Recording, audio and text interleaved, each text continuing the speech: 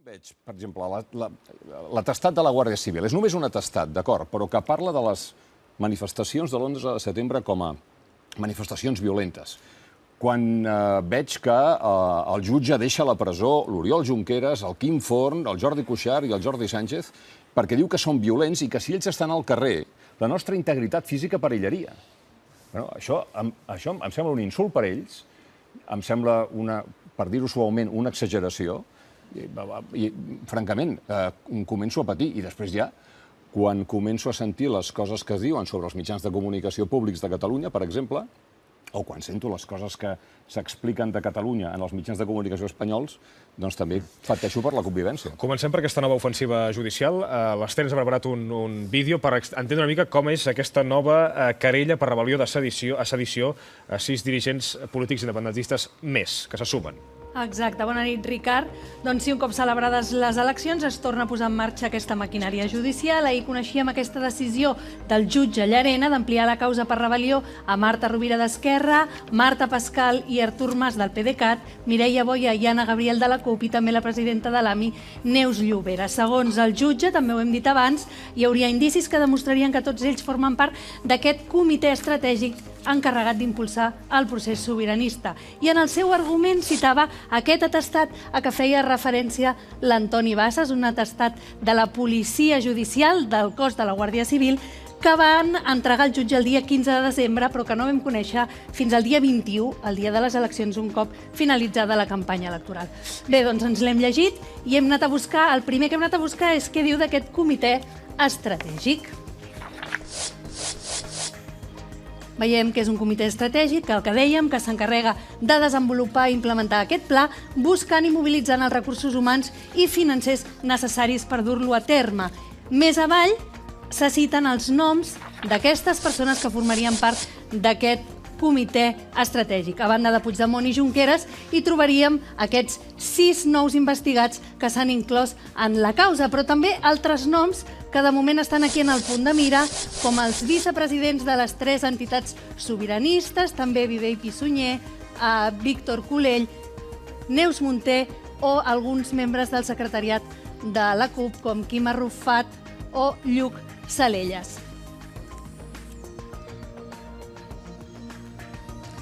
És important destacar aquí que, de fet, l'atestat situa en un segon nivell, en un nivell inferior, tots els consellers, secretaris generals i també Josep Lluís Trapero. Què més diu aquest atestat? Doncs que aquests actors independentistes haurien buscat en aquest full de ruta el suport de les mobilitzacions i les manifestacions massives al carrer i que aquestes manifestacions on posaven també el punt de mira, que això ens ha sorprès molt, d'aquestes diades de l'11 de setembre, i havien sigut possibles gràcies a l'organització i participació directa de l'ANC, d'Òmnium Cultural i un altre cop de l'AMI. I què diu aquest atestat sobre les manifestacions? De seguida ho veurem.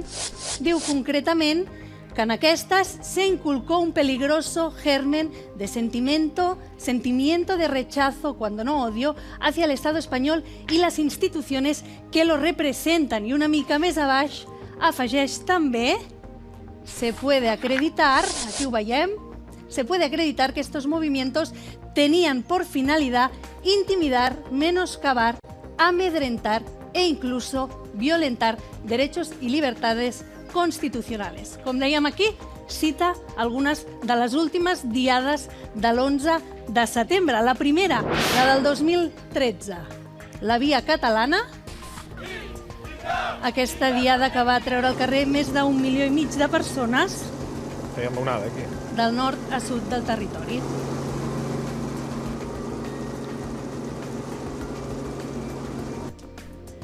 L'atestat també recull la diada del 2014 i cita textualment les paraules que va dirigir l'aleshores presidenta de l'ANC, Carme Forcadell, als assistents.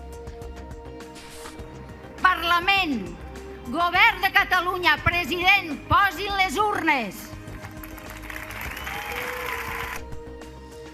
Com dèiem, també recull les diades del 2015, 16 i 17, també la manifestació que van convocar ANC, Òmnium Cultural i l'AMI l'11 de juny d'aquest any per defensar que se celebrés el referèndum de l'1 d'octubre. I en aquest cas, a qui cita? Doncs a la persona que va llegir el manifest. Apel·lem a tots els demòcrates d'Europa i del món a fer-nos costat en la defensa dels drets avui amenaçats a Catalunya, com el dret a la llibertat d'expressió política i el dret a vot, a fer front als abusos d'un estat autoritari.